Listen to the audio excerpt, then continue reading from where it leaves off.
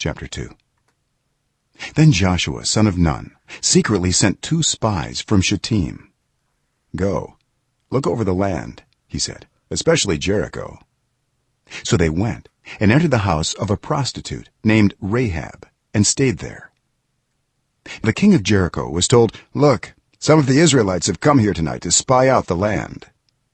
So the king of Jericho sent this message to Rahab: "Bring out the men who came to you and entered your house, because they have come to spy out the whole land."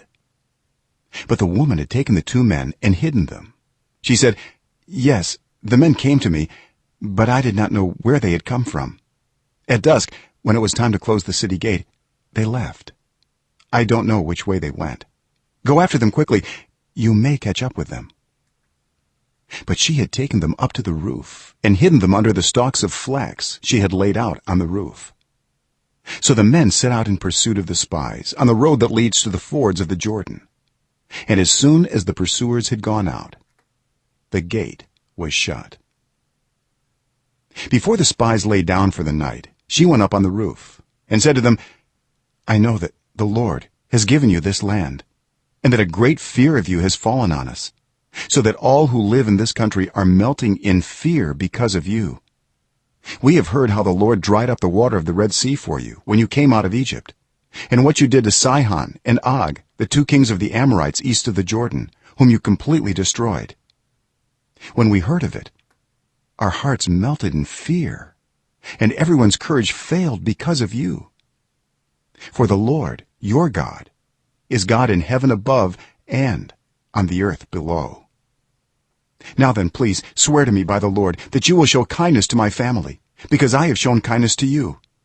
Give me a sure sign that you will spare the lives of my father and mother, my brothers and sisters, and all who belong to them, and that you will save us from death."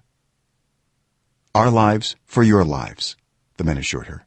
"If you don't tell what we are doing, we will treat you kindly and faithfully when the Lord gives us the land." So she let them down by a rope through the window, for the house she lived in was part of the city wall.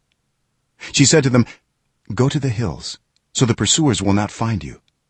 Hide yourselves there 3 days until they return, and then go on your way." Now the men had said to her, "This oath you made us swear will not be binding on us, unless when we enter the land you have tied this scarlet cord in the window through which you let us down, and unless you have brought your father and mother, your brothers and all your family into your house. If any of them go outside your house into the street, their blood will be on their own heads. We will not be responsible.